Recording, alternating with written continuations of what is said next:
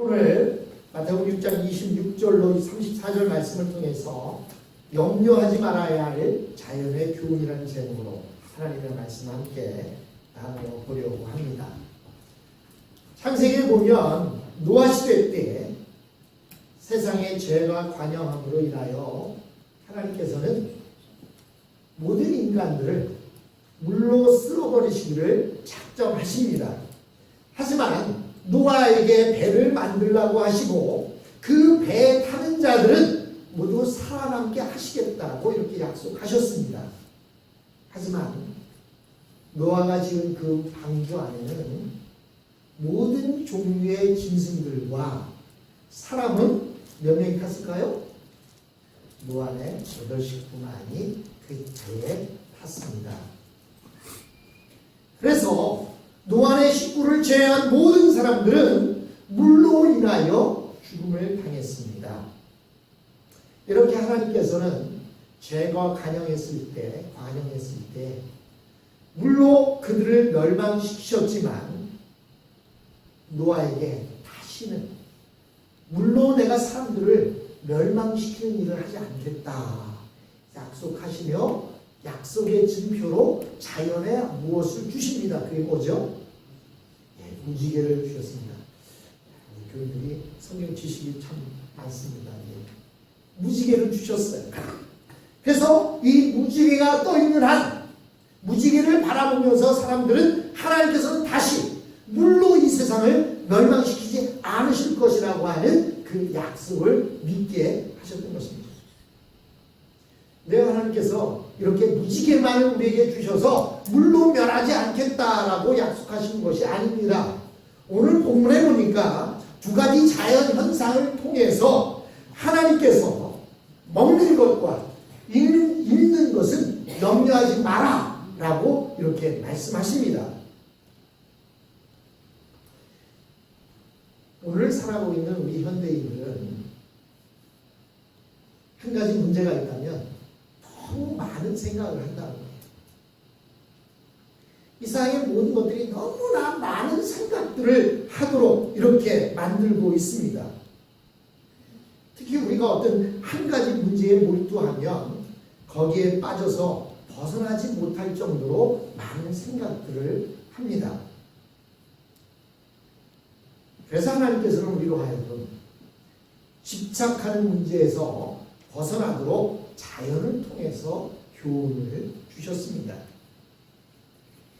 적어도 우리가 방에 앉아 있다가 밖에 나와서 밖에 있는 풀이나 밖에 날아다니는 새들을 보면 우리가 객관적으로 내 자신을 보게 되고 또한 정신병과 같은 우울증이라든지 이런 오늘날 앓고 있는 그런 정신병에서 벗어날 수가 있다라고 예수님은 말씀하고 있습니다. 예수님께서는 염려에 빠져있는 제자들을 향해서 몇 가지 증거를 주셨습니다. 근데요, 이 증거는 믿지 않는 자들에게 준 증거가 아닙니다. 공중에 나는 새와 들에 핀 백합화를 보여주시는데 이것이 모든 사람들을 대상으로 이 증거를 보여주신 것이 아니라 예수님께서 제자들에게 이 증표를 보여주셨습니다. 첫 번째 증표가 무엇입니까? 바로 공중에 나는 새입니다. 예수님을 믿는 우리들이 먹을 것이 없어서 굶어 죽게 되었을 때 먹을 것을 염려하지 말고 밖에 나가서 공중에 나는 새를 보라고 이렇게 말씀하십니다. 즉 우리가 공중에 나는 새를 보면 무슨 생각을 합니까?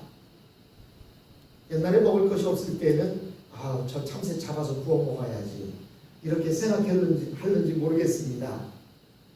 그러나 많은 사람들은 공중에 나는 새를 보면 별 생각이 없어요. 그냥 날아가는구나. 새가 있네. 이 정도지요. 다만 무슨 동물원에 가서 이상하게 생긴 새들을 보면 그때서 저 새 참 이쁘다. 저 새는 참 이상하게 생겼다. 이런 생각하지만 보통 우리가 밖에 나가서 돌아 날아다니는 새들을 보면 별 생각 없이 그냥 지나갑니다. 그러나 예수님은 그 공중에 날아다니는 새를 가지고 하나님과 연결시켜서 보게 하십니다. 26절에 보십시오. 공중의 새를 보라. 심지도 않고 거두지도 않고 창고에 모아 들이지도 아니하되 너희 하늘 아버지께서 기르시나니 너희는 이것들보다 귀하지 아니하냐라고 이렇게 말씀하십니다. 새는 농사를 지을까요? 안 지을까요? 농사를 짓지 않습니다. 새는 씨를 뿌리지도 않습니다. 또한 추수 때가 되었다고 거두어 들이지도 않습니다. 그리고 창고도 없습니다. 그런데 하나님께서 수많은 새들을 먹이시고 키우신다는 것입니다. 이 지구상에 서식하는 새들은 어마어마하게 많이 있습니다. 그런데 하나님이 이 새들을 먹이신다고 말씀하십니다. 즉 하나님은 새들에게 무엇을 먹고 살아야 하며 먹이를 구하기 위해서 어떻게 이동해야 하는지 가르쳐 주시는 것입니다. 지난주에도 말씀드렸지만 우리 집에 날라오는 제비가 때만 되면 어디에서 날아옵니다. 그리고는 알을 낳고 새끼를 부화시키고 새끼가 자라면 또 때가 되면 어디든지 모르게 날아갑니다. 그러나 그들에게 GPS가 달려있는 것도 아니고 내비게이션이 있지도 아니한데도 불구하고 수천 킬로를 날아서 갔다가 또 때가 되면 어김없이 찾아와서 우리 집에서 자기 집인 양 조잘거리고 똥을 싸놓고 새끼를 낳고 사람을 나누다가 또 돌아갑니다. 이렇게 하나님께서 새들에게 무엇을 먹어야 할지 어디로 가야 할지 하나님께서 새들에게 가르쳐 주십니다. 그래서 우리가 하나님의 눈으로 새들을 보면 새들을 키우는 하나님이 생각하게 되어집니다. 특히 새들이 우리에게 말하는 것을 들을 수가 있습니다. 새들이 뭐라고 말할까요? 주님, 걱정하지 마세요.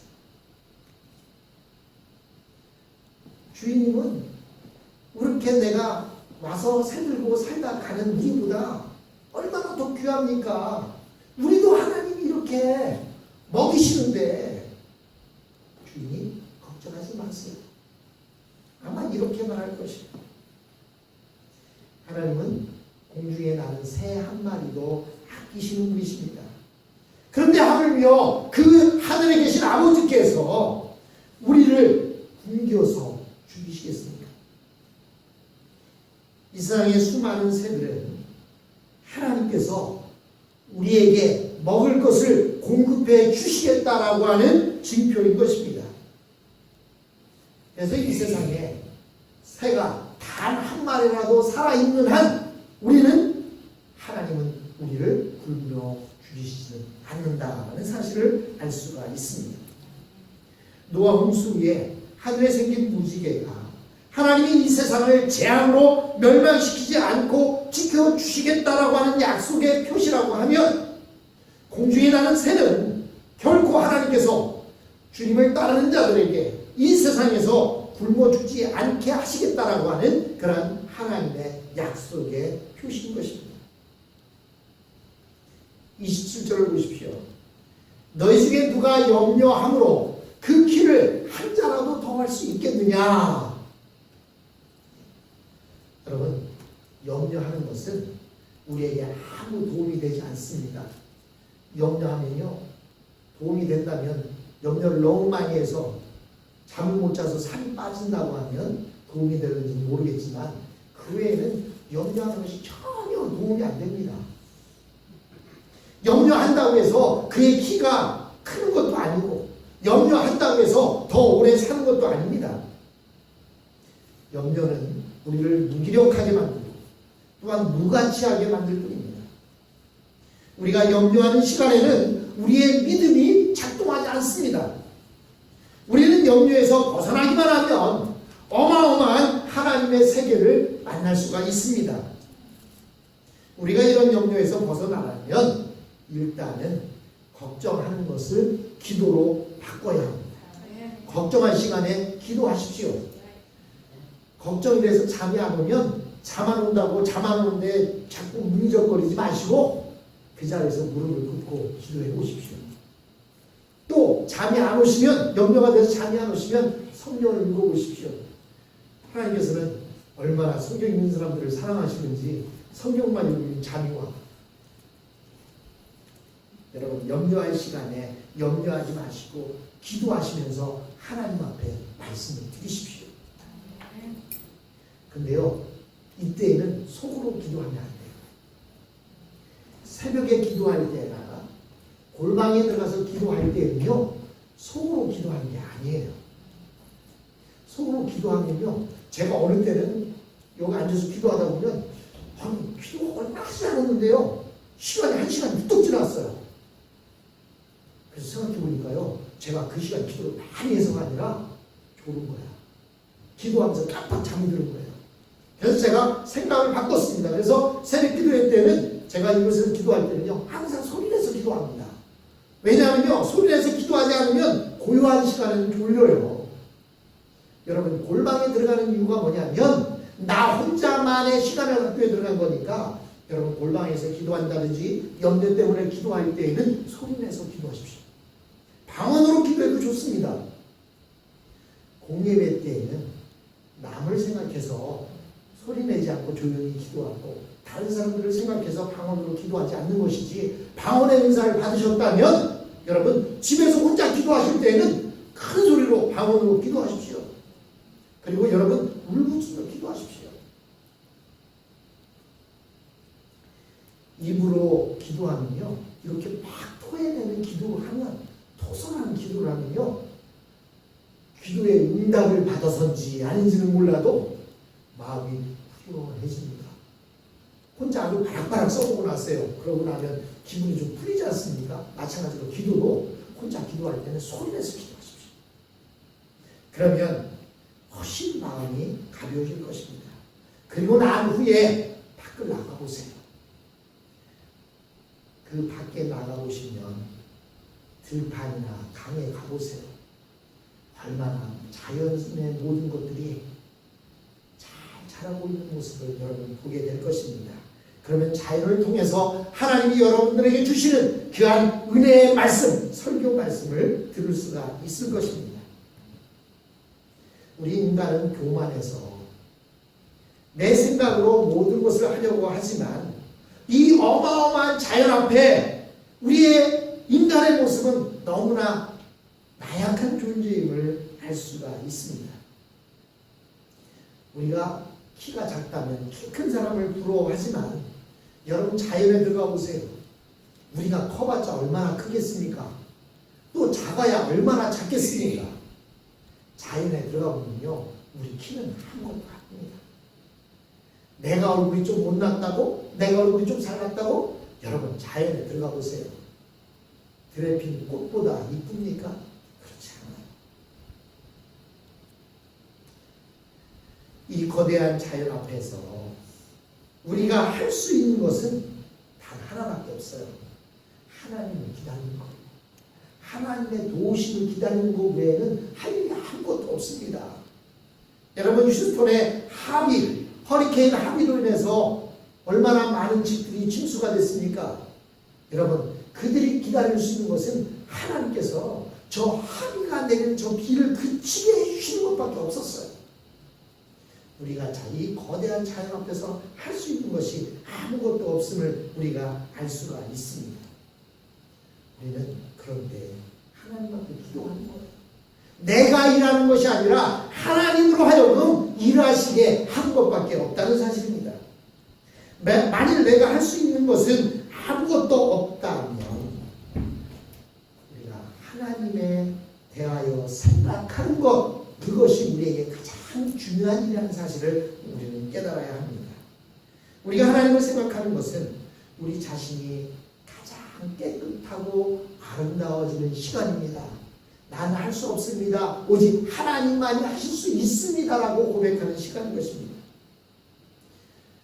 남자들이 볼 때 아내가 어디 밖을 나가려고 하면 화장대 앞에서 열심히 화장을 하고 있으면 종종 그런 생각을 합니다.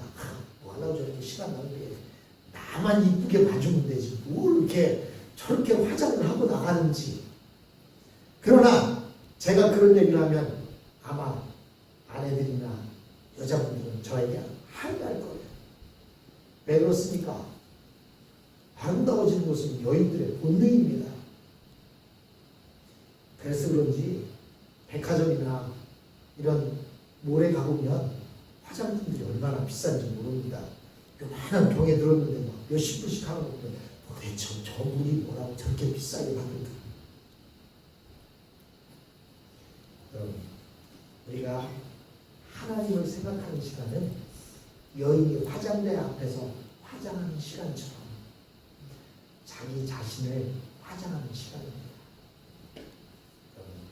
우리의 겉모습만을 화장할 것이 아니라 우리의 속모습도 화장해야 되지 않겠습니까? 우리의 속모습을 화장하는 시간이 바로 하나님을 만나는 시간인 것입니다. 두 번째로 우리에게 보여준 증거는 무엇입니까? 드레핀 백합화다 이렇게 이야기합니다. 여러분, 드레핀 백합화 그러면 종종 우리는 릴리를 생각합니다. 그런데 사실 드레핀 백합화는 그게 아니에요. 저 사진 한번 보겠습니다. 이스라엘에 가보면 이렇게 그냥 야산의 잔디밭 사이사이에 이런 꽃이 핍니다. 이 꽃은요, 어떻게 보면 좀 해당화랑 비슷하게 생긴 붉은색의 꽃입니다. 근데 저 꽃들이요, 지천으로 널려 있어요.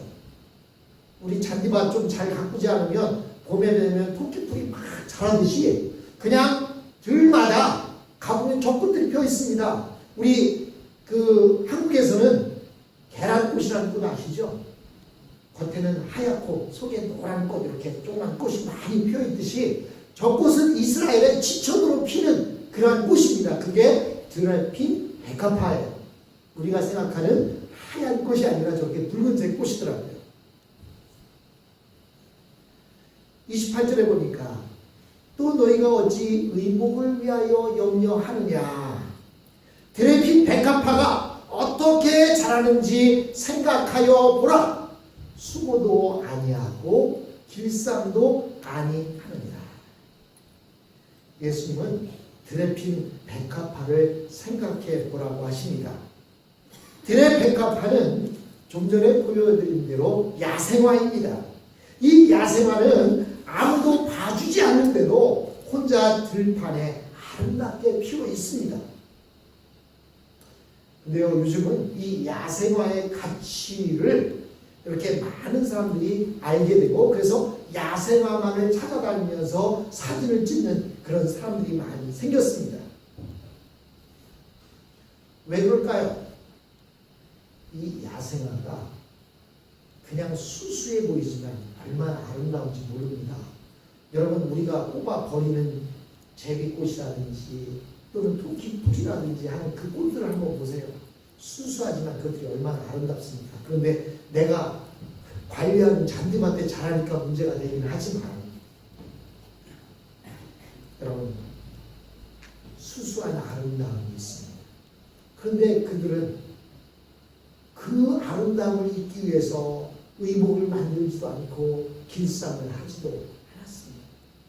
그런데 29절에 보십시오. 그러나 내가 너에게 말하노니 솔로몬의 모든 영광으로도 입은 것이 이 꽃 하나만도 갖지 못하였다 말하고 있습니다. 솔로몬이 모든 부귀영화를 누려서 아름다운 옷을 입었습니다. 중국의 마지막 황제라고 하는 그 드라마에도 보면 중국의 황제가 황금색 옷을 입고 있습니다. 그러나 그 황금색의 그 영광이 이 야생화보다 아름답지 못하다는 사실입니다. 물론 이 세상에 솔로몬의 영광을 능가할 수 있는 아름다움은 없었을 것입니다. 그러나 야생화에게는 위선도 없고 부패도 없습니다. 그래서 하나님은 솔로몬의 왕궁보다 야생화를 더 좋아하셨습니다. 사실 이 야생화의 아름다움을 보려면 일부러 애쓰지 않아도 됩니다. 밖에 나가보면 아름다운 꽃들이 지천에 널려 있습니다. 이 야생화는 아무도 봐주지 않는데도 불구하고 홀로 피어서 하나님을 찬양합니다. 바로 이것이 그리스도인들의 모습입니다. 그리스도인들의 아름다움은 꽃봉에 꽂혀있는 꽃의 아름다움이 아닙니다. 그리스도인들은 좋은 옷을 걸쳐야 아름다워지는 것이 아닙니다. 그리스도인들은 그 자체로서 이미 아름다운 것입니다. 예수님은 우리가 생각하지 말아야 할 것을 말씀하십니다. 31절에 보니까 그러므로 염려하여 이르기를 무엇을 먹을까, 무엇을 마실까, 무엇을 입을까 염려하지 말라라고 이렇게 말씀하십니다. 예수님은 먹을 것을 위하여 염려하지 말라고 단호하게 말씀하십니다. 그 이유가 무엇입니까?